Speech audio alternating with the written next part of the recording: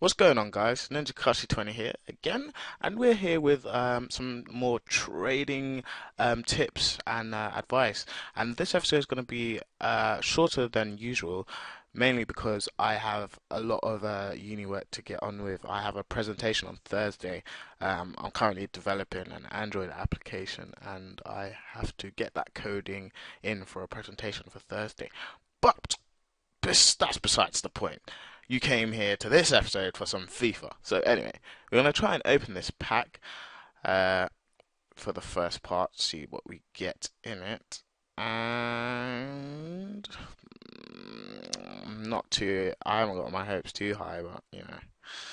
Oh, we have Danny. He has like 4-star skills. Yeah, reasonable.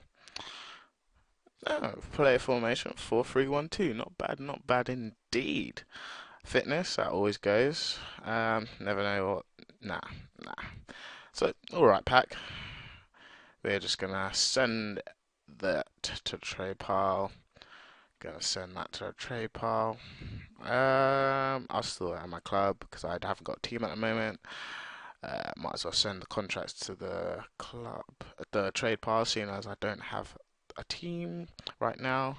Well, when I say team, it's a mishmash of bronze and silver players out in and out of formation, etc. So, not I wouldn't really call that a team, but by definition, there it is. But anyway, we're gonna quick sell the rest. So, I'm mainly going to show you how I got the deals that I picked up last episode for that silver trading session.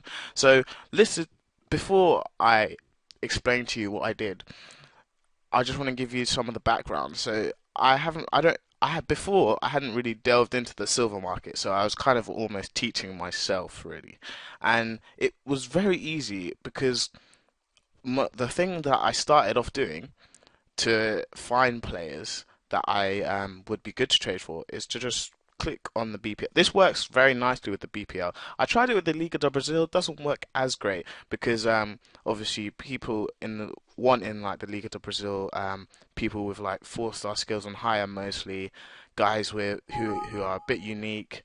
What are you talking about? Let's get rid of that. um, but anyway, back to the Barclays Premier League. So literally, I hadn't put any constraints on. What I did is I searched through the teams. Now I thought, what's a silver player that people may want to get? I know there's Frimpong out there, so what I did, I went, yeah, let me search up Frimpong, see what he's saying. Staying dench or just not getting bought, whatever. Uh, anyway, so 4,800 is what I'm kind of seeing for him. Maybe I should do a bit more search Ghana as well. Ghana, right? And we'll put in 4,500 because that will weed out a lot more things. Right, so 4,000 is pretty much what he's going for, and so he would seems like he might be a decent person to trade with. I might make some coins on him. So as a benchmark for every single kind of silver player, I tend to search 1,000 coins underneath. That's my benchmark. I want to make more than that, but that's the absolute maximum that I would be tempted to go to. Um, when you're first starting off, this is better to do because it means you're going to get a bit more players. Whereas when you get to a certain stage, you want to be making like 3K, 5K, etc. on players rather than just that 1K. But 1K is always good. So if you're getting 1K on a player, if it's not taking out a large chunk of your funds, it's still a good deal. But anyway, rambling. So we see automatically that, oh, there's one here for 3,000. I'm going to add that to the watch list. And another one, 15 minutes left. Add that one to the watch list. I probably, because they're the same price, you know what I might do? I'll just remove that. And I'll tell you the reason why. Because this is 4-3-2-1. So it would probably be a more popular formation and would sell on quicker than a 3-4-3. But anyway, that's this one done. So automatically we just picked up a deal. So I know off the top of my head that I don't really like to trade with any of the other silvers on Arsenal, but Aston Villa has a lot of silvers. I didn't know this until I did exactly the same thing before, which I'm just going to show you very simply. Just reset everything and search. And what you do, you just look at the play. I can see automatically. So people are willing to pay for this guy, all Brighton. I knew this after, but of course you guys don't know this. And Bonlahor, unless you have that cash, we're moving on. Uh, Benteke, I can see that people are willing to pay for this guy as well. Pace, obviously. Um, Clark, I know off the top of my head that he's a profitable player that you can go for. Um, Again, we have Albrighton Gardner as well. I know that you can make some money off him. Obviously, someone's prepared to pay for Agbonlahor. So already we can see there's a couple of people that we might try and look at. So let's look at an Albrighton and then later if we have time, quickly a Benteke. So I like to search for him in a right mid position. You can search right wing. The price is going to be slightly different, but I'm just going to search right mid for now. And he's English. And we're just gonna. We saw him being bidded on for about 10,000, so we're just gonna search 11,000. So we see there's already some at 10k by now. So I'm gonna reduce that a little bit, maybe 10,500. See what happens. Okay, so we got rid of a few. There's the 442 ones, 10,500. 442 is obviously a much more popular formation, and it's interesting that probably hasn't been bought as yet. Maybe it's the time of day because it has just gone almost 2 o'clock, so not everyone is able to get out here. 2 UK time, by the way. So what I'm actually going to do is, because I can see that the price is then, I'm actually going to just search 8,000, see what happens. And we have found, look, 15 minutes left, another deal. 7 hours. It's worth adding it to the watch list just because you'll have a deal for later. So 15 minutes and I could potentially get a deal. You're not going to get all these deals, but the possibility of you getting more deals is higher if you search for a lot more deals, if you know what I mean. But we're going to search for a Gardner now. Just look at his prices because I know that people do pay for Gardner. He's goes off the top of my head about this. I believe that will get a lot of them out. Yes, it does. So 442, 7,800. When you see something like that, if you're not entirely sure, because it's fairly close to these prices, but 442 is obviously much more expensive. It looks like it might have been put up for 6 hours because there's 5 hours and 51 minutes left, so it might be 9 minutes gone, effectively the 51st minute, which looks fairly good. So I'm going to quickly just see 8,800 what for 442, what comes up. And we have a couple that are actually underneath that, so it wasn't as good as I thought it would be. So we don't actually buy them, but this is what you have to do to weed out deals that aren't as good as you expect. So what I'm going to do, I've seen the average prices, so I'm just going to search 6,500 max. That's one for 4 hours. I might add that just for later. And you just kind of go on like this.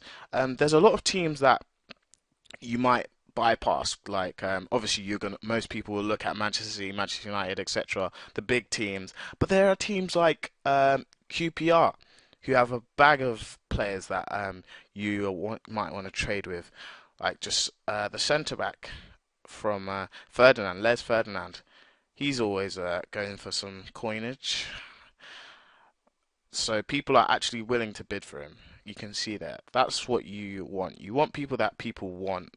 Obviously, you don't want to buy people that people don't want because they're not going to sell. Um, there's obviously Wright Phillips as well, and you just kind of use the same sort of things that I've showed you earlier on all these players. Obviously, you want to make the maximum profit, but always have a benchmark so that you can just say to yourself, okay, it's gone past my benchmark. I'm done. I don't wanna like go because when you go past your benchmark, you're only eating into your own profit, so you're only punishing yourself. We'll quickly go to someone like what's it, Norwich City. Not lots of people are gonna overlook them, but there's like that beast Basong from Norwich City. I think he's from is it Cameroon? Yeah, I believe it's Cameroon, and we have found it. And I made some great profit. See, people are willing to pay for this guy. I'm going to add him to watch list because it looks like a great formation. 2 minutes 30 seconds. So what I'm going to quickly do is just quickly type in 37,000, and I'm because it's in 4-3-3, a very good formation. I'm actually going to search in 4-3-3, and we can see that that's the cheapest price actually for 4-4-3 in that formation. So I'm definitely going to bid on that right there. And we're still finding out that it's the cheapest. We're going to go up to about 40,500 and 40k is the next one. So I will definitely be bidding on that because that would be a quick 7k. So I've just gone through a couple of not random, obviously I've been searching for the deals.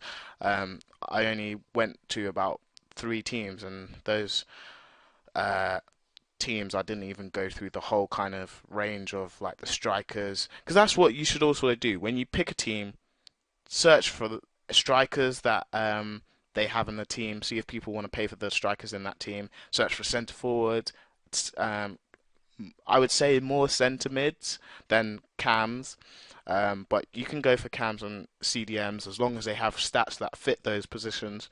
Right mids, left mids, right wings. Go through all kind of positions so that you can find players that are possible, players that ultimate team not traders and normal players are willing to pay for out there, and you will find the deals. It's that simple for for BPL definitely. Anyway, I'm going to try and look at other leagues to try and show you some trading tips for those leagues as well.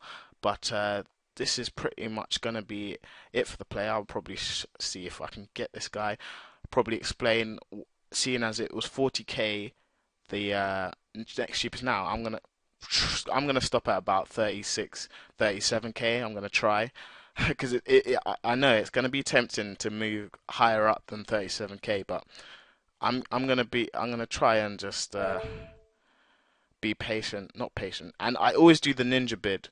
16, 15 second mark. I always get myself in there and hope that this guy is not going to realize until the last second where I do my evil laugh and send him to the tread pile.